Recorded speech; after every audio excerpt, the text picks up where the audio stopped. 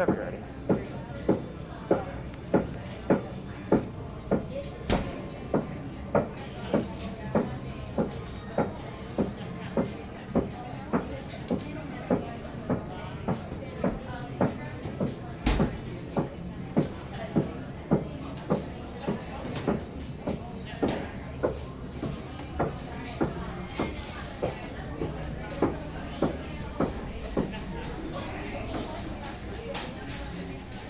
Is there a real you? This might seem to you like a very odd question because, you might ask, how do we find the real you? How do you know what the real you is and so forth?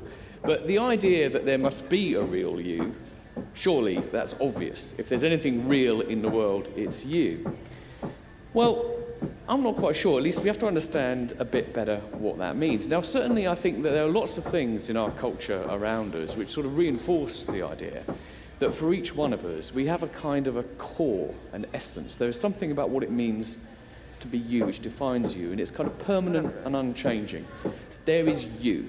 You are the individuals you are, and you have this kind of core. Now, in your life, what happens is that you, of course, accumulate different experiences and so forth. So you have memories, and these memories help to create what you are.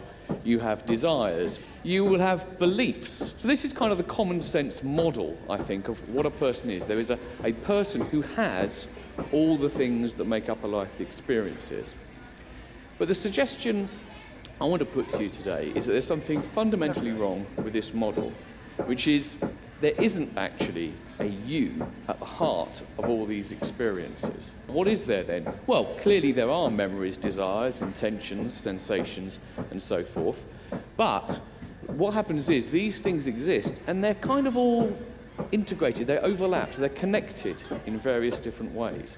They're connected partly, and perhaps even mainly, because they belong to one body and one brain. But there's also a narrative, a story we tell about ourselves. The experiences we have, we remember past things. We do things because of other things. So what we desire is partly a result of what we believe, and what we remember is also informs what we know. And so really there are all these things, they're all related to each other, and that just is you. It's the shift between thinking of yourself as a thing which has all the experiences of life, and thinking of yourself as simply that collection of all experiences in life. You are the sum of your parts. Now, those parts are also physical parts, of course, brain, bodies and legs and things, but they aren't so important actually. If you have a heart transplant, you're still the same person. If you have a memory transplant, are you the same person? If you have a belief transplant, would you be the same person?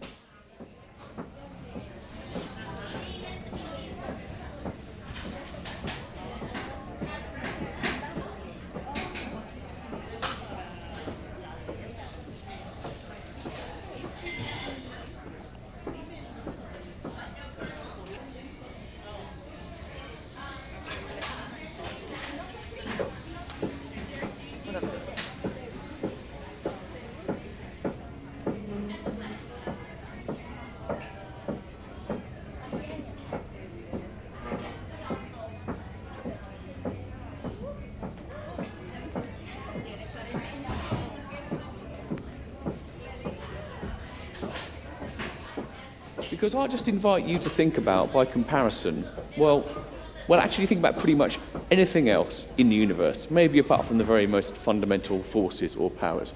There's no mystery about my watch, for example. The watch, we say the watch has a face and hands and a mechanism and a battery, but what we really mean is we don't think there is a thing called the watch to which we then attach all these bits. We understand very clearly that you get the parts of the watch, you put them together, and you create a watch. Now, if everything else in the universe is like this, why are we different? Why think of ourselves as somehow not just being a collection of all our parts, but somehow being a separate, permanent entity which has those parts?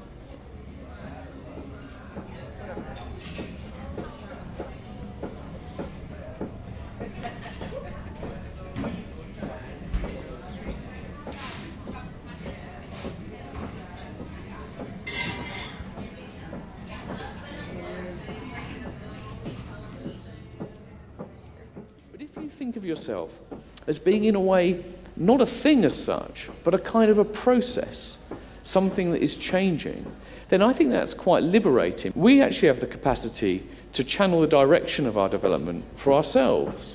The true self, as it were then, is not something that is just there for you to discover.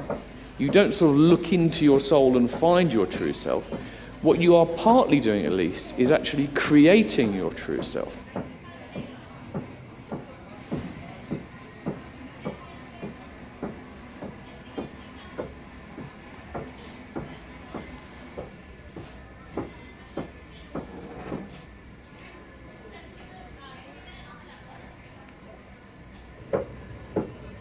Whenever you're ready.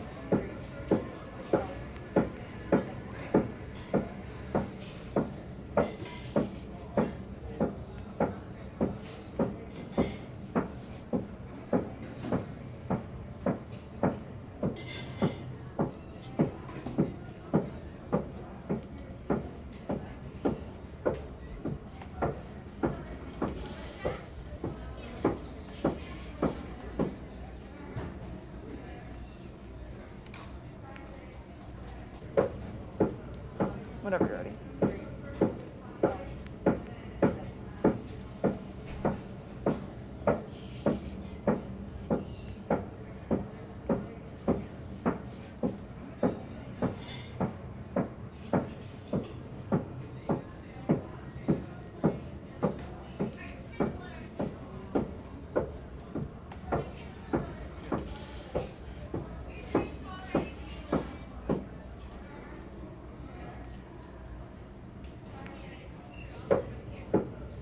Whenever you're ready. Your true self is not something that you will have to go searching for as a mystery and maybe never ever find. To the extent you have a true self, it's something that you in part discover, but in part create.